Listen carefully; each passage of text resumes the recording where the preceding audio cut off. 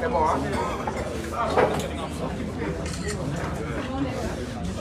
C'est bon. Oui, c'est bon.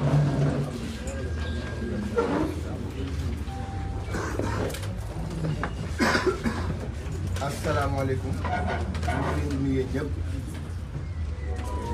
di jégalu aussi pour la presse ci retard bu ñu accusé di tàmbali li ñu fi indi mooy conférence de presse ci wàllum Cheikh Omar Diagne.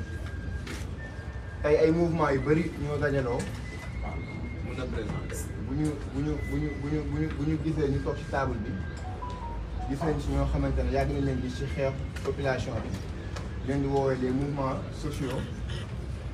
ak ñoo xamante ne aussi wàllum valeur ak wàllum diine daf leen ñor mooy ñu si mel ni Ami Samb Dikoy ñoom Imam Dramé. Pour la présentation je suis Seydina Mouhamadou Malal Diallo bokk ci collectif Ñoo Laa. conférence de presse bi nag lu ko sabab lu mooy gis nañu récemment dossier Cheikh Omar Diagne ak évolution bi parce que Cheikh Omar Diagne ñu ngi koy toppee bu doon daf ko def sax fu dossier bi egg ci justice waru fa woon egg donc loolu rek doy na pour waral ni am na acharnement bam ci kaw loolu moo waral ne tey ñun ñi mouvement yi nekk société civile bi ak les mouvements religieux comme Ami Samb Dikoy ñu booloo suñu doole pour jàmmaarloo état bi parce que ñaar moo am ñaar bi kese moo am ba ñoo xamante ne dañuy xeex lu baax ak ñoo xam ne dañuy xeex lu bon te Cheikh Omar Diagne foo ko déggee foo ko gisee ci wetam lu baax rek na gis parce que noonu la mos a doxalee loolu la mos a def depuis bañ ko xamee sur la scène jusqu'à maintenant. léegi affaire conférence de presse li muy demee mooy dina am koo xamante ne mooy jël la version française pour mouvement de lutte ñu booleew ak koo xamante ne mooy def la version wolof après aussi di leen jox kàddu ñu si mel ne Ami Samb Dikoy Imam Dramé professeur Malick Ndiaye di leen jël kàddu ku ci nekk ak Imam Makhtar Sall Ami Samb Dikoy ku ci nekk dina jël kàddu wax ci dossier bi fu mu toll ak naka la état bi profité woo ci loo xamante ne ça devait se limiter ci ñaari Sénégalais. On va commencer par la version française. Guy Marius Sagna mën nga ñëw. version wolof la commencé en français boo war a jël.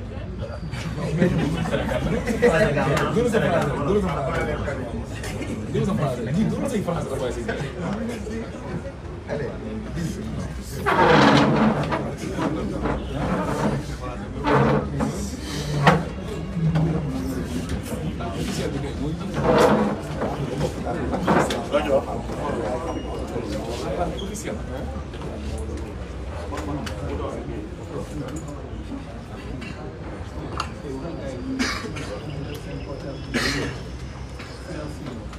mbokk yi ñu ngi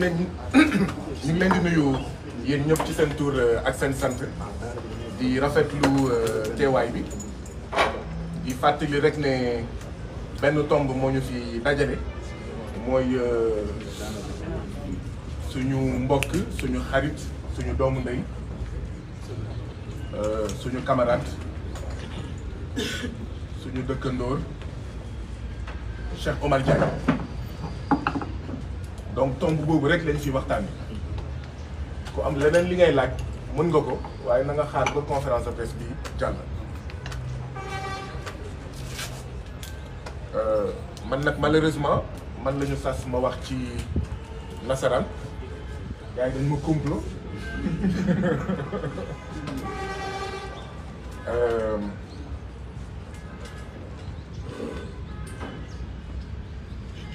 nous sommes venus ici pour discuter avec l'opinion publique nationale et internationale de l'affaire Cheikh Omar Diagne, du nom de notre frère, de notre digne compatriote,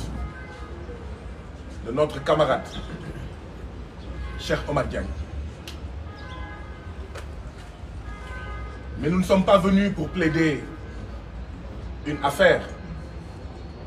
Nous sommes venus pour plaider une cause. Parce que ce qui est en cause, ce n'est pas ce qu'on cherche à nous faire croire,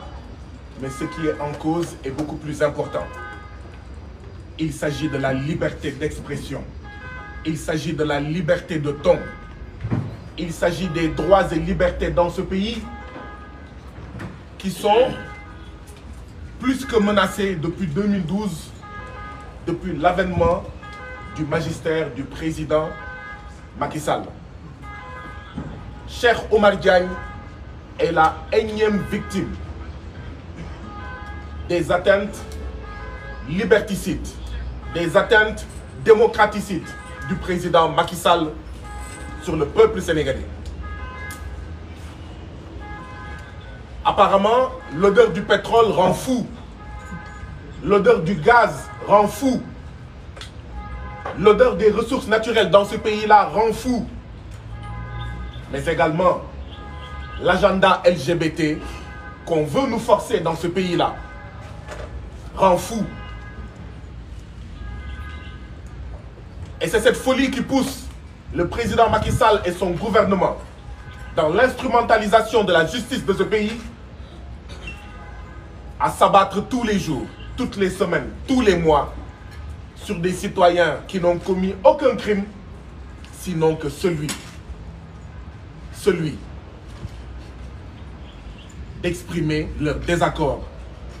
face à un agenda LGBT opposé à nos valeurs, opposé à la volonté de la majorité, de l'écrasante majorité des citoyens de ce pays, face à un agenda néocolonial. Parce que oui, Cheikh Omar Diagne est un militant assumé, confirmé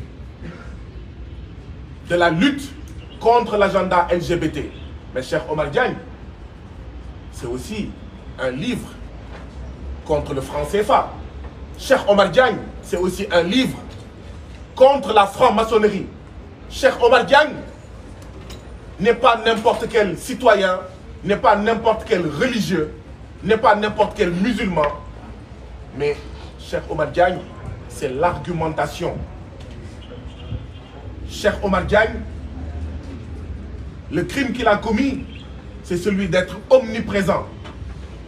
sur la scène publique et médiatique de ce pays et avec force argument de démontrer, de montrer la volonté de ces gens de nous ramener en arrière, de nous faire régresser,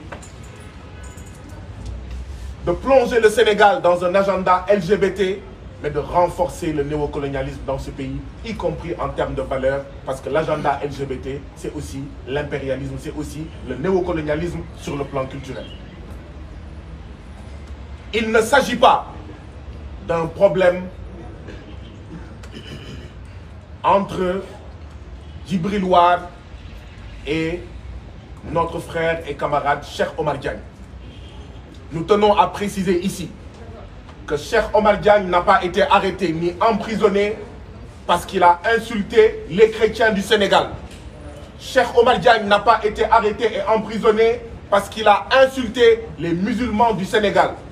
Cheikh Omar Diagne n'a pas été arrêté et emprisonné parce qu'il a insulté les Wolofs ou les Peuls, ou les Sérères, ou les Noirs du monde entier.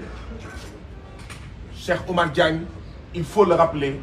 a été arrêté et emprisonné sur la base fallacieuse d'injures et de diffamation.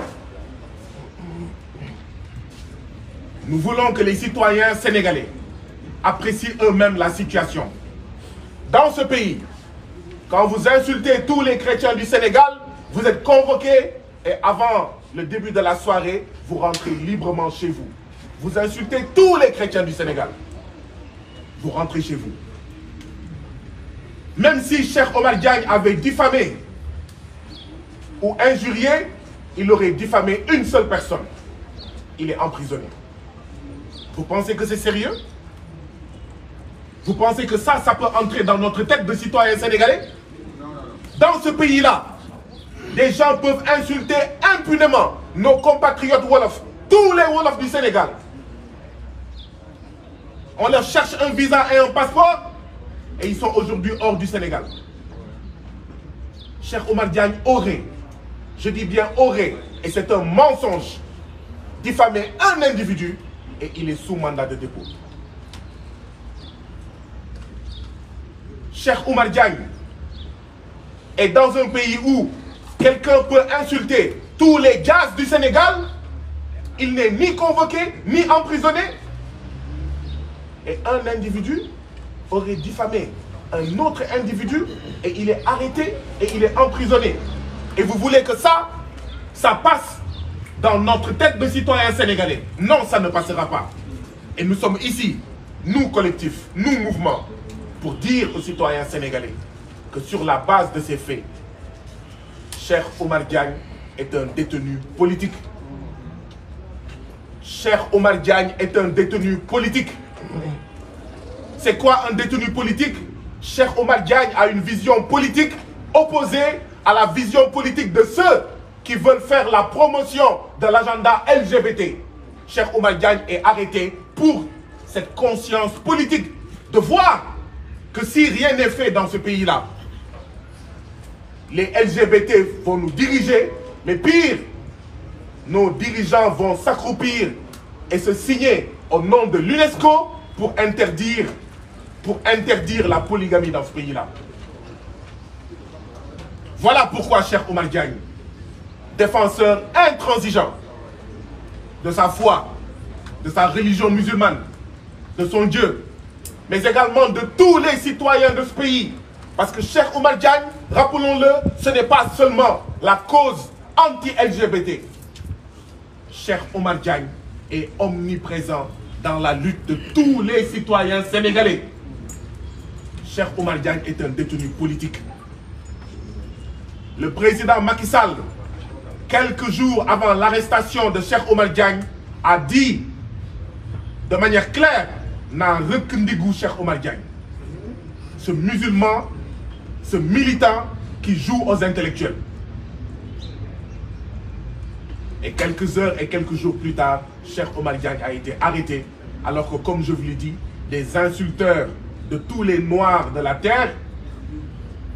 ne sont pas convoqués. Des insulteurs de tous les Wolofs du Sénégal ne sont pas convoqués. Des insulteurs de tous les chrétiens du Sénégal sont convoqués, mais rentrent chez eux. Mais c'est un deux poids, deux mesures, mais inacceptable pour nous. Et c'est ça que nous sommes venus dire ici. Pour dire que nous sommes fiers de notre frère Cheikh Oumar Diagne. Pour dire que notre camarade Cheikh Oumar Diagne a tout notre soutien. Pour dire à la famille de Cheikh Oumar Diagne est plus notre frère à nous qu'à vous, ses propres parents biologiques, et nous ne le laisserons pas tomber. Voilà pourquoi nous sommes venus ici, et il est tout simplement inacceptable que des gens se cachent derrière des prétextes fallacieux pour embastiller un citoyen sénégalais digne. Pour embastiller un citoyen sénégalais digne. Le député Djibril War, quand il est né, Ses parents l'ont dénommé Djibril War. Au nom de quoi il va voir sur les réseaux sociaux ou je ne sais quoi, on parle d'un Mbam War et il pense que c'est lui. C'est une honte. Ce que nous demandons, c'est que le président Macky Sall, qui est en train de menacer tous les membres de And Sam Djikoyi. Je ne suis pas membre de And Sam Djikoyi, mais je suis solidaire des combats de And Sam Djikoyi. Le président Macky Sall est en train de menacer tous les membres de And Sam Djikoyi. Si ça passe, eh bien, que tous les membres de And Sam Djikoyi préparent leur matelas pour aller en prison. Ça, c'est un signe fort que le président Macky Sall est en train de poser. Il est en train de s'adresser aux membres de And Sam Djikoyi. Mais il est en train également de s'adresser à tous les résistants de ce pays, à tous les anti-impérialistes de ce pays. Parce que Cheikh Omar Diagne est un anti-impérialiste. Cheikh Omar Diagne est aussi connu pour sa lecture de la franc-maçonnerie et son opposition à la franc-maçonnerie. Et c'est tous ces gens-là qui sont menacés aujourd'hui dans ce pays-là. Mais Cheikh Omar Diagne également est connu pour avoir annoncé sa candidature aux prochaines élections législatives du 31 juillet 2022. Et il n'a fait aucun mystère que sa candidature serait une candidature anti-LGBT, une candidature anti-franc CFA, une candidature anti-impérialiste, une candidature anti-franc-maçon. C'est aussi cela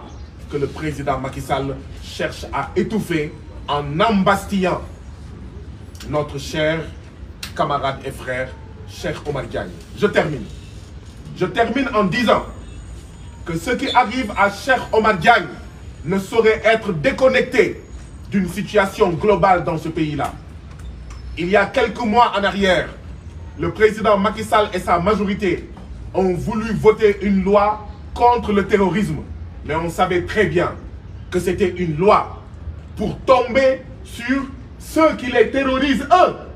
Gouvernement acquis à la cause LGBT. Ceux qui les terrorisent, eux. Gouvernement acquis à la cause de la France, du franc CFA et de la franc-maçonnerie. Je vous rappelle qu'il y a un an, lors des soulèvements dramatiques et tragiques qui ont conduit à la mort de 14 martyrs sénégalais, ils ont accusé les terroristes. Je vous rappelle que le 23 mars dernier, les Abdou Karim Gueye Khoumkhar, les Sylvestine Mendy derrière moi, les Yolande Camara derrière moi, les Baïnias de Fouta Tampi, les Gadjo, etc., les Damboch, ont été torturés, 18 personnes. Il ne faut pas déconnecter ce qui arrive aujourd'hui à Cheikh Omar Diagne. Il ne faut pas déconnecter de ce contexte, de ce tour de vis antidémocratique, liberticide que le président Macky Sall pose. Eh bien, nous disons au président Macky Sall, nous disons au peuple sénégalais, nous les invitons tous d'ailleurs, à la grande manifestation du samedi 16 avril, à partir de 10 h à la place de l'Obélisque. Une grande manifestation pour la sauvegarde des libertés dans ce pays-là.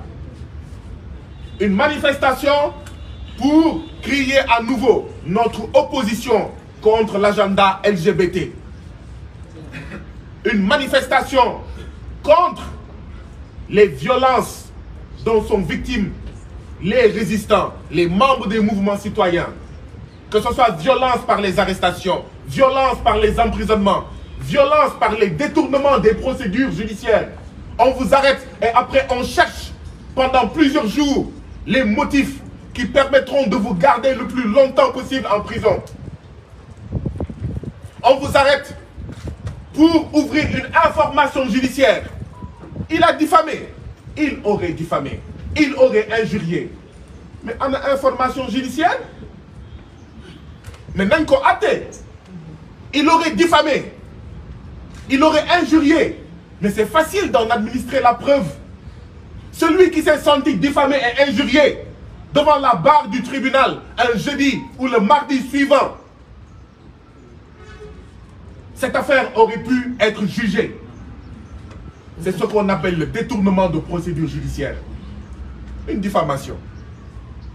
Des injures publiques. Et on ouvre une information judiciaire. Ça veut dire qu'on fait une enquête. Enquête pour chercher quoi? Enquête pour trouver quoi? Citoyens sénégalais, dans un pays où les trafiquants de faux billets sont libres, dans un pays où les trafiquants de drogue sont libres,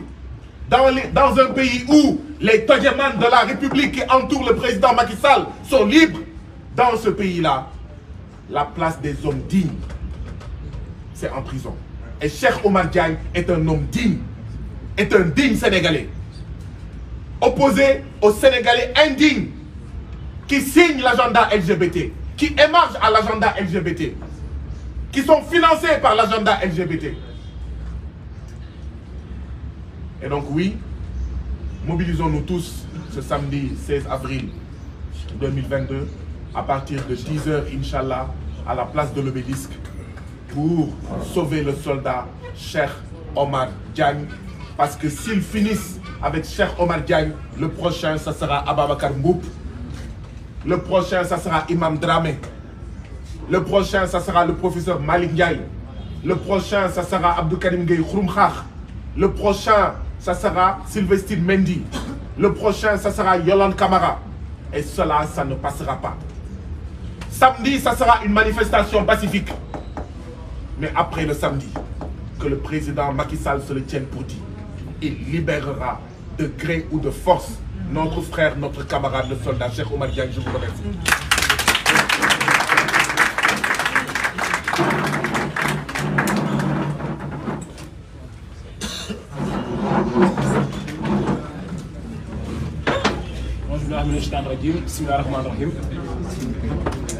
Alors ñu ngi leen di remercier ñëpp ci teewaay bi ñun moom suñu version wolof bi xam naa ni du guddi noonu parce que am na ay sotti jot am ay point de presse jot am ci tribunal bi tout jour bi ñu defee Cheikh Omar Diagne. Alors man dama bëggoon rek juste pour ñu dellu si waat tuuti xel yi ci xaw a laal tuuti ci li Guy Marius wax ci nasaraan balaa may ñëw ci li nga xamante ne moo waral lépp ci coow li maanaam Sénégal en réalité bërki démb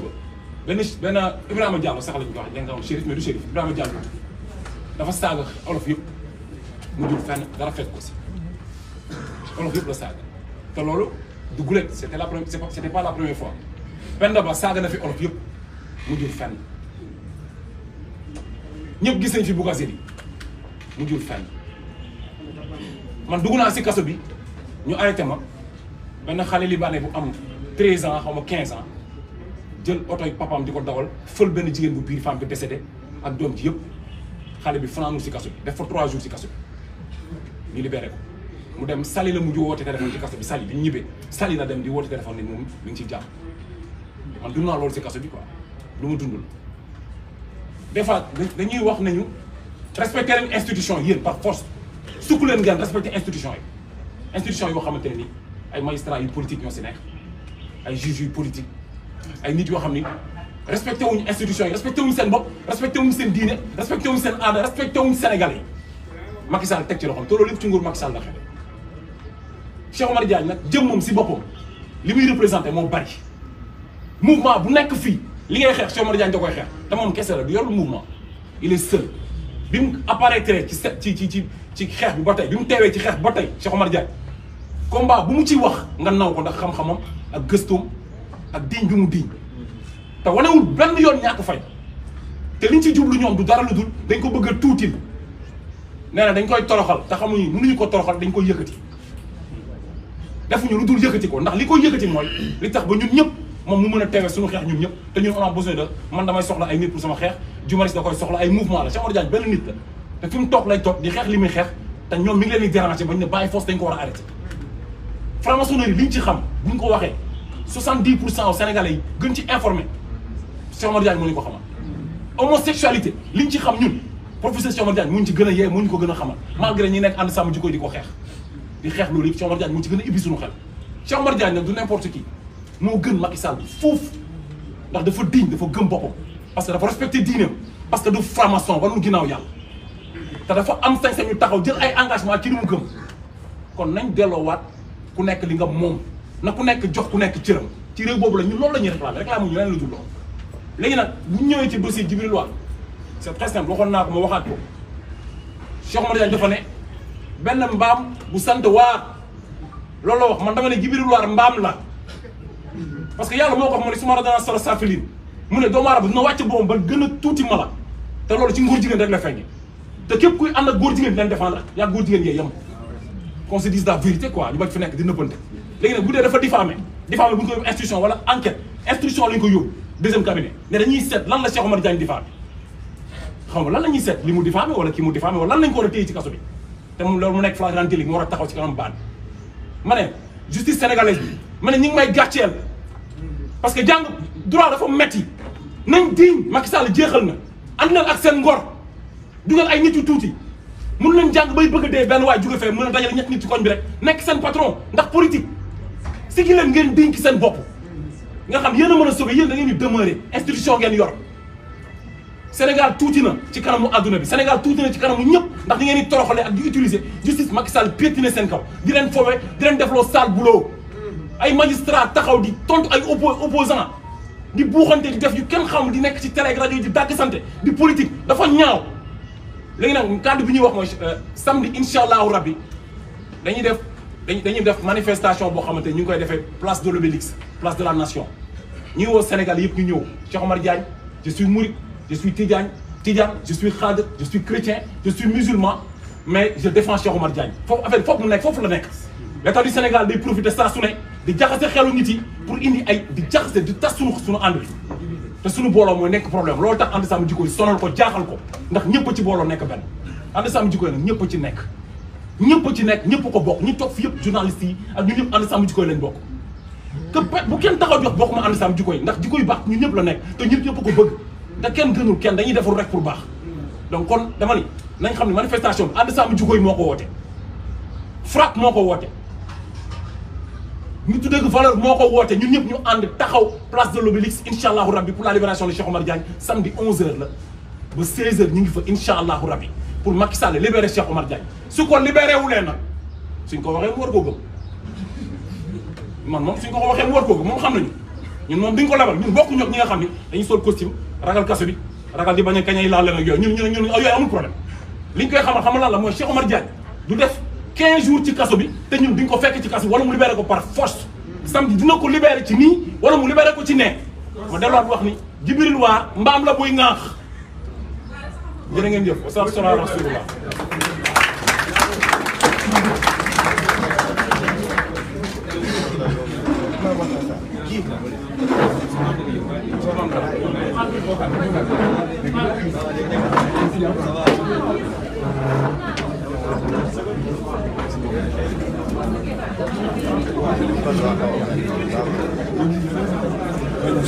Grand naka wo? Nice. Yaa ngi ci jàmm?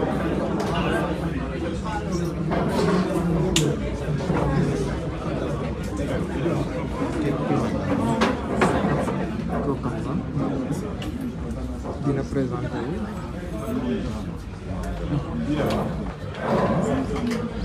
أعوذ بالله السميع العليم من الشيطان الرجيم بسم الله الرحمن الرحيم الحمد لله القائل في محكم تنزيله يا أيها الذين آمنوا كونوا قوامين بالقسط شهداء لله ولو على أنفسكم أو الوالدين والأقربين إن يكن غنيا أو فقيرا فالله أولى بهما loolu mooy lan ô les croyants observez strictement la justice soyez des témoins véridiques comme Allah l'ordonne fils contre vous-même contre vos pères et vos mères et proches parents qu'il s'agisse de riches ou de besogneux Allah a priorité sur eux deux et il est plus connaisseur de leur intérêt que vous mbokk yi aaya bii ma jàng képp ku miin waxtaanu sama sëriñ sama référence Cheikh El Hadji Abdou Aziz Dabakh nga xam ne ñu ngi koy jooy ba léegi noppeeguñu moom la daan wax fii ci zawiya bii nga xam ni bàyyi Cheikh Omar Diagne dafa bokkoon ci ñu ko doon taxawu zawiya Seydi Hadji Malick bi fii bàyyi Cheikh Omar Diagne dafa bokkoon ci ñu ko doon taxawu kon il faut ñu wax nit ñi kan mooy Cheikh Omar Diagne. Cheikh Omar Diagne ku mu gënul ci réew mi gënoo ko waaye loolu yëpp daf koo fàtte jëfandikoo li yonent bi sallallahu alayhi wa sallam wax ni man lam yahtamma bi umuril mu'minina fa laysa minna képp koo xam ne mbiru jullit ñi ak liy dox ci société bi ñoru la bokkoo ci lislaam donte da ngay julli bay naaw ci kaw asamaan si bokkoo ci man kon bu ñu nax réew mi nañu wax nit ñi li fi am lan la Cheikh Omar Diagne li ko tax a jóg mooy li Cheikh Ahmadou Bamba Khadimu Rasoul doon xeex loolu lay xeex Cheikh Omar Diagne li ko tax a jóg moom li Thierno Souleymane Baal doon xeex loolu lay xeex li ko tax a jóg moom la Cheikh Seydi Hadji Malick doon xeex moom la Cheikh Ibrahima Niass sëriñam doon xeex mooy fexe ba réew mi moom boppam Cheikh Ahmad Bamba Khadimu Rasoul biñ koy yóbbu lu mu wax dañi sama sababu tukki bi ñaara ko waral sababu xaybati an allaha arada an anala minhu jaaha mu ni wa an akuna shafi'an lil qawmi wa an akuna xaadiman lid dawmi cause bu njëkk bi mooy damay dem pour sauver sama peuple Cheikh Ahmad Bamba looloo ko taxoon di xeex kon buñ nax nit ñi nañ wax nit ñi lan la mag ñi bind ak lan lañ fi bàyyi mooy dama ni waxul damay dem pour sauver murit yi de wala damay dem pour sauver waa réew mi damay dem pour sauver sama peuple man Serigne Touba looloo tax ñu exilé ma bañ a topp mooy damay dem pour am martaba Khadimu Rasoul kon képp kuy njabootu Cheikh Ahmadou Bamba Khadimu Rasoul yaag Cheikh Omar Diagne yéen a bokk combat ko loolu mu leer parce que Serigne Touba dafa bind bàyyi fi boo gisee mu bind bàyyi fi da doon bañ ku falsifier ay waxam Serigne Touba liñ ko teg lépp ci ay coona bi mu wàccee fii lu mu njëkk a wax afawtu anil a'da'i turran jéggal naa sama bépp noonu kon képp kuy njabootu Serigne Touba te muy dëgg ci yow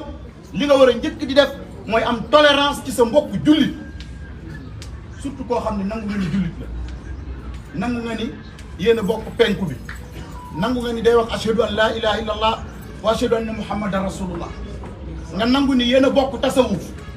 kon kooku yéen a bokk pas-pas taalibe si Ahmadou Bamba la man kenn mënu maa génn ci njabootu Serigne Touba parce que damaa gëm ni Serigne Touba man la doon xeexal ma kon bu ñu kenn dugal ci débat boobu débat bi nekkul foofu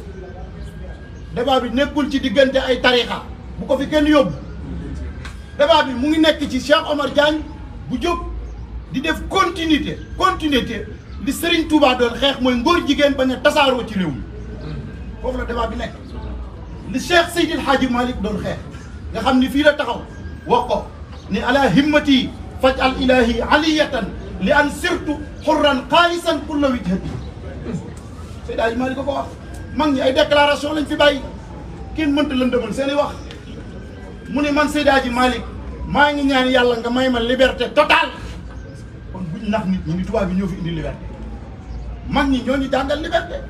réew mi fii la révolution torodo fii la amee ci 1776 réew mi am na ay université depuis 1603 l'université de Pire kon ñun amuñu dara lu ñuy jéggaani ci tubaab yi lépp dañ ko fi indi pour ma résumer bu ñu kenn dugal ci ay détails man dama fee ñëw parce que sama deret moo mënul ma toog ñu jàpp Cheikh Omar Diagne muy ndogoo ci kaso bi man ma toog sama kër waxuma ci turu kenn parce que ma réew mi kenn ëppale wu ma fi loolu laa gëm man bu ñu ko doon séddoo damay jël yóbbu loolu yàgg naa ko wax te loolu laa gëm man imam laa di mu xaddamu Cheikhu Tidiane waaye teg ko fële nekk citoyen pour Sénégal kon bu ñu naxante président Macky Sall yow yaa am intérêt ci bàyyi Cheikh Omar Diagne mu ñibbi këram yow yaa ci am intérêt man waxi Jibril Wall du ma ko wax turum sa bugguma ko tudd parce que Cheikh Omar Diagne lu mu gën a nekk ci kaso bi ñun am nañ jot am nañ temps dinañ wër réew mi yëpp wax leen ni góor jigéen ñi ñoo jàpp Cheikh Omar Diagne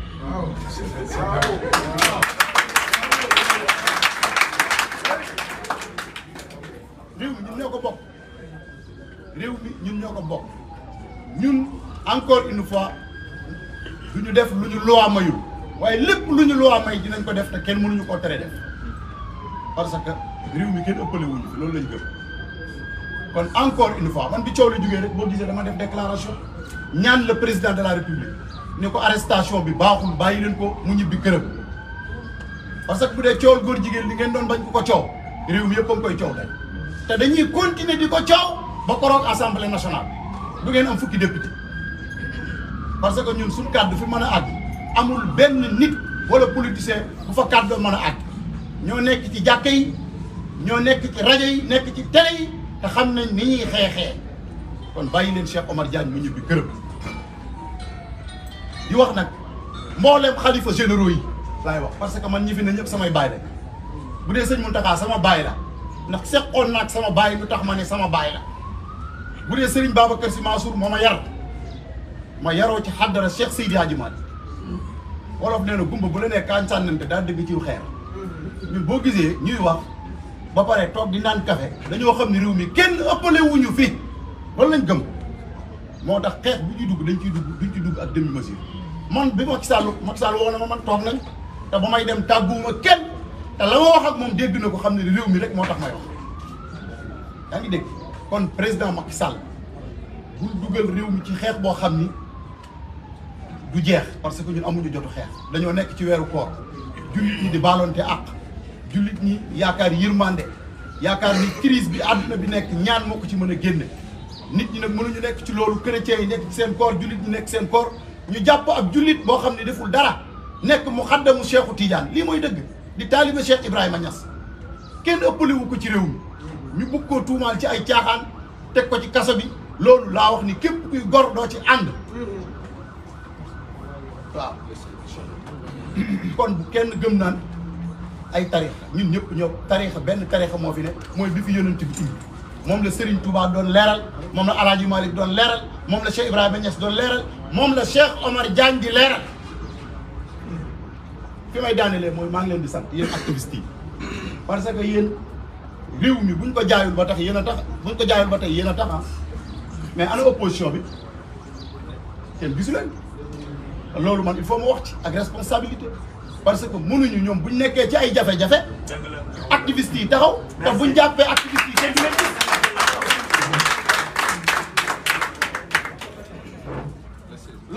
loolu message la bu may lancé opposition bi ñun ñi ñëpp kuñ fi laal ci opposition bi da ngay jóg mu jaral la lu ne niki noonu buñ ko tegoon Macky Sall tamit ñu jóg parce que ñun xeexuñu pour ay nit ñun dañuy xeex ab cause mooy injustice boo xam ne yonent bi moo ñu sant pour ñu xeex ko ak fu mu mën a féete kon manifestation bi le 16 la képp ku gëm ni boo fekkee woon Badar di nga dem da ngaa war a dem maanaam bu fekkoon yonent bi ñëw na woote Badar nga gëm ni yow da ngaa war a dem Badar manifestation Cheikh Omar Diagne bi da nga cee war a dem parce que mooy sunu Badar ñun le Frantz Fanon waxoon ni chaque génération doit dans une relative opacité découvrir sa mission, la remplir ou la trahir réew mi amuñu droit di ko bàyyee góor jigéen yi amuñu ci droit bu laajee dem tëddi kaso nañ tabax kaso yi ñu dem tëddi ci parce que ñun ragaluñu kaso képp kuy gor du bugg ci Cheikh Ahmadou Bamba Khadimu Rasoul référence la ci àdduna dundam yëpp résidence surveillée lañ ko def tey boo ko tuddee ñu yuuxu kon ku ragal kaso yeewawul fii kenn mënu fee intimité kenn du ñu def dara nag lu ñu loi mbayul waaye lépp lu ñu loi may dinañ ko def kon ñu ngi woo ñëpp di woo imam yi di woo sëriñ daara yi nga xam ni Jibril Waar nee na ay góor jigéen lañ moo ko wax Jibril Waar moo ni sëriñ daara yi ñooy jàngale góor jigéen te boo nee sëriñ daara yi xalifa généraux yaa ngi ci biir li mooy dëgg parce que ñun ñi ay sëriñ daara la xalifa généraux ay maître coranique lañ kon bu dee porter plainte war naa am Jibril Waar la ñu war a porter plainte waaw kon maa ngi sàkku ngeen porter ko plainte parce que ñun nee na ñun ñooy jàngale góor jigéen ñu sëriñ daara yi ak imam yi kon kay moom la ñu war a porter plainte mbokk yi buñ naxante réew mi ñun ñoo ko bokk nañu sérieux amuñu problème ak benn magistrat na leer amuñu problème ak justice waaye ñun ki ñu amal problème mooy agenda LGBT waaw mbokk yi fii ragal amu fi taxaw leen tem ñun ñëpp ñu nekk ay Cheikh Omar Diagne ñu jàppale ko défendre ko pour libérer ko mu ñibbi këram di ndogu ak njabootam in uridu illa al islah mastata'tu wa ma tawfiqi illa billah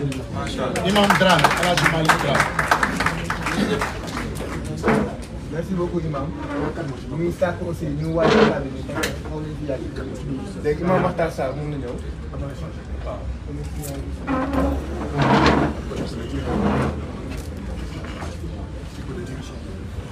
Bassirou Diomaye Faye aussi Bassirou Diomaye Faye bu Pastef bu mu la jege ci ginnaaw incha allah pour ñu kàddu.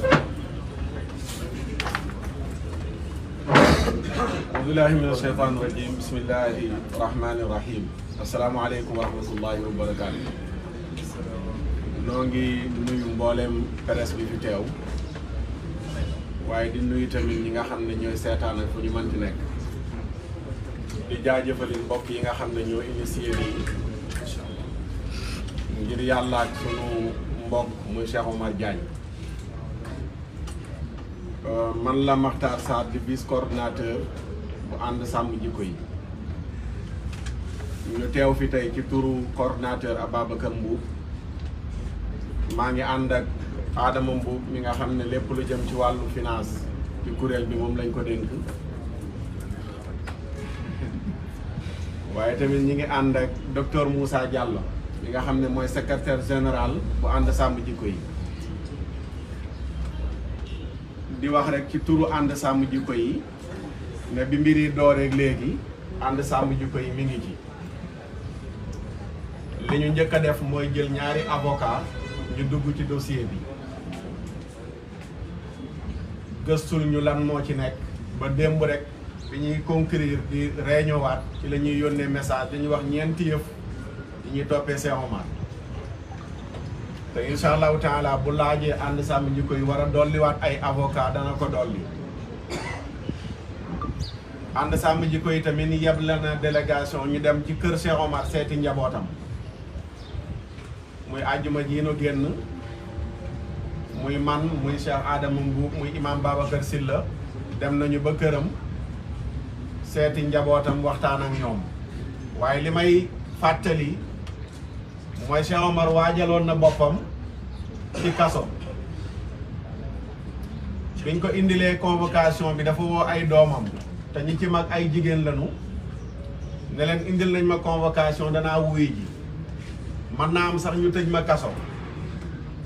waaye buñ ma tëjee bu leen jaaxle ndax seen papa dafay gën a am temps pour mën a continuer di bind ay livre am loolu waxu ko yaayu xale yi mais xale yi la ko wax bi mbir yi xewee soxnaam informé doom yi di leen ko wax ñu ne ko yaay sunu papa wax nañu ko laataa muy dem nee nañu indil nañ ko convocation te mën nañ ko cee dugal kaso maanaam la mu doon dalalee xelu xale yi fekk seen papa wax na leen ko ba noppi loolu li muy wane mooy waajal na boppam ndax ci biir cadre bi ñu séq di ko liggéey muy ànd sàmm jikko yi dañuy wax ne ñaar dañ koy waajal suñu bopp muy bàmmeel ak kaso looloo gën a sedd ci combat bi jamono yi ñuy taxawal collectif non à la franc-maçonnerie et à l'homosexualité te Cheikh Omar bokk ci membre fondateur yi journalu àdduna bi yëpp di bind ci collectif bi nga xam ne ànd sàmm jikko yi moo jiitu collectif boobu noonu leen ba noppi bokkaat ci collectif bi wax nañ ne mooy benn collectif bu nu gis buy xeex mbirum franc-maçonnerie ci àdduna bi Sénégal la am te Cheikh Omar Diagne ci ñi initié collectif boobu noonu leen la bokk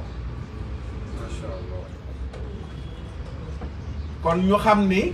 ku dem ba nga xam ne jël nga décision ngir ne da ngay xeex franc-maçonnerie nga xam ne ñu bari buñ déggee tur wi tiit kooku defe naa ragalul kaso ragalul leneen lu topp ci ginnaaw kaso bi loolu amee yi tamit ànd sàmm jikko yi ci ni mu bindoo dafa yaatu ndax dajale na lu ma téeméeri kuréel yu teg coordonnateur la am nekkul kuréel bu nosewu ba am ay règlement ki tëralin ne dañuy tëb rek def lu mel nii mais dañuy coordonné boobu ba léegi coordonnateur biñ ko jàppee léegi ñi ngi nekk ci ay diisoo ak i gisee ak i jokkoo ki kilifa ndax ànd sàmm jikko yi bu demee ba mboolem xalif généraux yi ci Sénégal ñu am seen signature ci ne dañoo bëgg ñu criminaliser ngóor jigéen am na loo xam ne balaa nga caa àddu wala nga cay fës lu mu néew néew ñenn nag ca ñooña da nga ca déggoog ñoom waxtaan ca ñoom gannaaw bi ñu dajalee xalaat yi ci biir ànd sàmm jikko yi am na ci xalaat yu jiyoloo waaye mujj naa am ak dëppoo ci ñi ëpp ci ne dañuy soutenir Cheikh Omar Diagne ba ci altine démb ji la ñu dajaloo ci siège ba joxe information yi ñu tënk ci ne défendre ñaari nit yu am problème du ànd sàmm jikko yi ci ñaari nit ñu am problème lañ gis ne ñoom la ñuy dugg du Cheikh Omar Diagne ak Djibril War mais ñaari kuréel ñoo am problème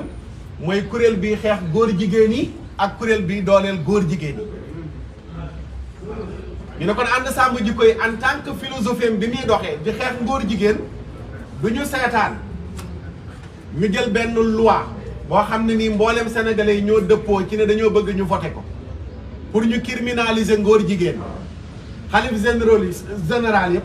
sëriñ Mountakha Mbacké sëriñ Babacar Sy Mouhamadoul Mansour Cheikh Mahi Ibrahima Niass waa jàngu bi bois sacré bi association imam yi ndaw ñi activistes yi ñëpp mànkoo ci benn loi yóbbu ko assemblée loi bi ñu jël ko boole ko ci bureau assemblée ya député ya bañ ne duñ ko voté ñu toogaat ba mu yàgg ab député génn tàmbali attaque yi muy Djibril War bi ñu yóbboo loi bi le 22 décembre le 23 le 24 décembre la ñu dalal Djibril War ci 7TV keroog la yëkkati kàddu yu ñaaw jëme ko ci mboolem ànd sàmm jikko yi dem na bay wax ne am na terroriste yu nekk ci seen biir jëlal terroriste nga tollale ko baat yi ñuy wax ne moom la ko Cheikh Omar wax ban moo ci gën a woyof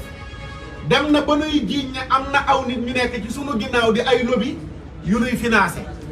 ba dikkal ba tollale ànd sàmm jikko yi ak dikku imam dikkoo ci Sénégal ba ne am na ñu mu giseel imam dikko kan la giseel ci ànd sàmm jikko yi lii Djibril War moo ko fi waxoon lu jiitu loolu mois de juillet 2021 assemblée nationale la taxaw attaqué fa ànd sàmm jikko yi di défendre drapeau LGBT yi ba wax na ne drapeau bi luñ ciy sikkal ndax arc-en-ciel la drapeau boo xam ne ci asamaan xaw ma lan moo ci nekk ne problème kii nga xam ne moom moo njëkk a jël dogalu attaqué benn kuréel Cheikh Omar Diagne dafa riposté contre attaque la def jëm ci moom loolu baax na ñu fàttali ko te démb ànd sàmm jikko yi fàttali na ko wane ne kon kii nga xam ne moo am problème ak Cheikh Omar lu ko Cheikh Omar man di wax nañu delloo si moom la mu waxoon kuréel bi Cheikh Omar bokk muy ànd sàmm jikko yi looloo waral ñu ne du ñu toog di seetaan ñi jug ne dañuy xeex ngir ñu criminaliser ngóor jigéen ña jug taxaw ne góor jigéen yi kenn du leen def dara ñu bëgg ñu jël góor jigéen yi yóbbu leen ci kaso bi yóbbootuñ góor jigéen yi ci kaso bi mais ñuy yóbbu ñiy xeex góor jigéen yi ci kaso bi ànd sàmm jikko yi nee na du ko nangu tey te du ko nangu ëllëg looloo waral ñu ne lépp lu mu laaj danañu ko def kon nañu xam ne bis ni ko tey ànd sàmm jikko yi ànd naag mbokk yi ne Cheikh Omar Diagne fële mu tëdd Djibril War moo fa waroon a tëdd ñun ñoo amul yaatu ak tolérance ak ubbeeku attaques yi bàyyeekoo fu nekk depuis ñu dugal loi bi ba léegi nu nekk ñun ñu koy attaqué nday joor càmmooñ yebal nañ nit ku nekk ci plateau yi ci wéttaliku ñuy attaqué sàmm jikko yi ñu toog rek di seetaan léegi ñun bu ñu defoon contre attaque comme li Djibril War def porté ko plainte kon tey moom muy tëdd ci kaso bi bu fekkee réew mi am na yoon waaye ki ñu waroon a yóbbu kaso nga xam ne nii ñiy xeex góor jigéen ñi ñoo ko waroon a porté plainte ndax accusé na leen ay terroriste te ana ban terroriste la mën a prouver bu nekk ci ànd sàmm jikko yi amul kon ñun buñ ko porté woon plainte moom mooy tëdd place su Cheikh Omar te nag ba léegi daa xul dégg naa mbokk yi di ko wax ça dépend après lan mooy doon continuité li nga xam ne moom mooy combat bi léegi kooku ñu waroon a porté plainte porté wuñ ko plainte mu accusé nu lu ko neex wax ñu lu ko neex léegi kenn ku bokk ci biir kuréel boobu noonu la jug ne daf koy néewal doole daf koy porter plainte am ñu ko ci jàppale loolu la ñu wax ne duñu ko seetaan. beneen bi tamit wane nañu ne Cheikh Omar Diagne mi ñuy défendre Cheikh Omar Diagne mi nu àndal mooy Cheikh Omar Diagne mi nga xam ne li mu àndeek sàmm jikko yi moom la ñu bokk ci ànd sàmm jikko yëpp ànde sàmm jikko yi. sàmm jikko yi kuréel la boo xam ne ku nekk am nga say ngëm-ngëm am nga say combat am nga ci yoo nekk mais ñun ñëpp ci lan lañ bokk dëppoo mooy dañuy xeex franc-maçonnerie dañuy xeex ngóor jigéen dañuy xeex yu bon yu ni mel yooyu nga xam ne moom la ñu dëppoo képp koo xam ne nii bëgg nga cee ànd ak nun kaay nga ànd ak nun ñu bokk xeex ko bu nu paree ku nekk dellu ca la nga nekkoon dellu ca la nga gëm Cheikh Omar ci loolu la àndee nag ànd sàmm jikko yi donte déclaré na génn na ci ànd sàmm jikko yi en tant que Cheikh Omar Diagne waaye philosophie Cheikh Omar Diagne ci xeex ngóor jigéen ba léegi mi ngi ko bokk ak ànd sàmm jikko yi looloo waral biñ ne Cheikh Omar Diagne génn na ci ànd sàmm jikko yi ànd sàmm jikko yi daf koy seetaan déedéet bu Cheikh Omar Diagne génnoon ci ànd sàmm jikko yi nekk ci leneen lu bokkul ak li ànd sàmm jikko yi di xeex ànd sàmm jikko yi dañuy toog di ko seetaan waaye Cheikh Omar Diagne ci lan lañ ko wooyee ci lan lañ ko porté plainte mooy lii nga xam ne moom la ànd sàmm jikko yi di xeex kan moo ko porté plainte nekkul benn citoyen ordinaire boo xam ne dafa am ak moom problème ca mbedd ma muy ñaari citoyen mais koo xam ne nee na kenn du fi criminaliser ngóor jigéen kenn du fi xeex góor jigéen dañoo war a bàyyi góor jigéen ñi ñu am jàmm kooku moo porté plainte ku ne góor jigéen ñi war ñoo am jàmm lii nag mbokk yi moo tax ànd sàmm jikko yi ne combat bi combaam la mi ngi ko ànd ak collectif bi incha allahu taala luñ ci nekk ñu ngi ci nekk ak ñoom bu soobee yàlla di leen sant di leen gërëm wa salaam.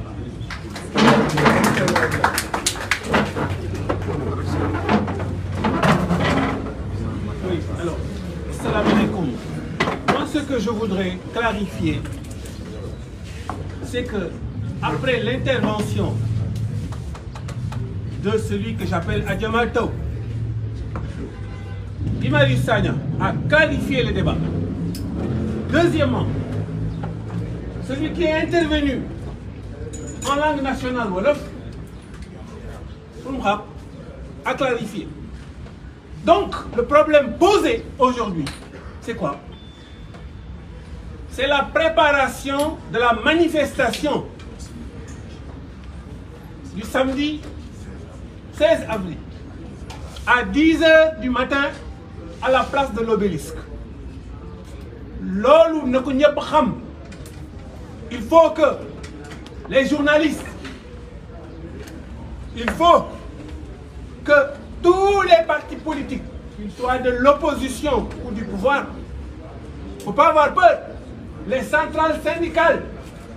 Madame Bassog, Yang Meidek, Modi Giro, tout le monde, toutes les centrales syndicales. Et il faut que les jeunes, ceux des banlieues, partout, les gens dont on a volé les terres, n'est-ce pas?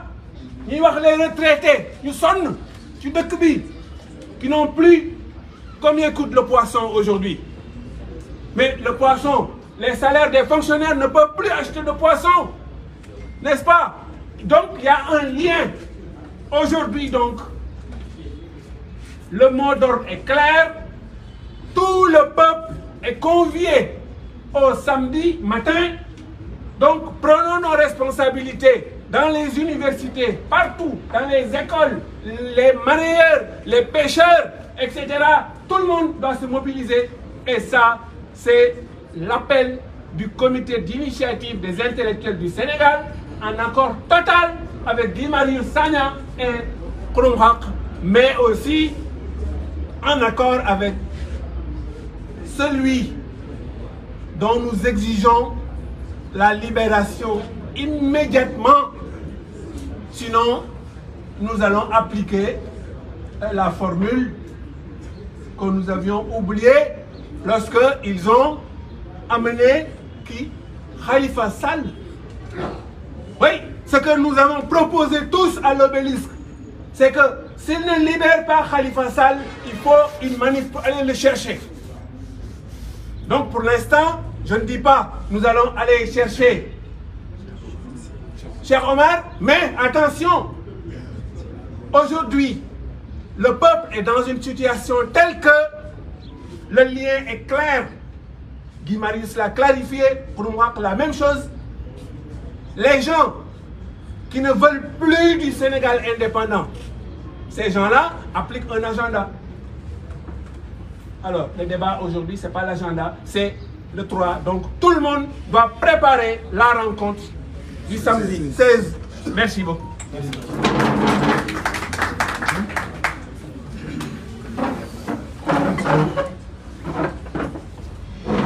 Merci beaucoup la presse. Des questions à moi. Je vous donne rendez-vous le samedi 16 avril, place de l'Obélisque, pour le rassemblement pour libération Cheikh Oumar Diagne. Merci.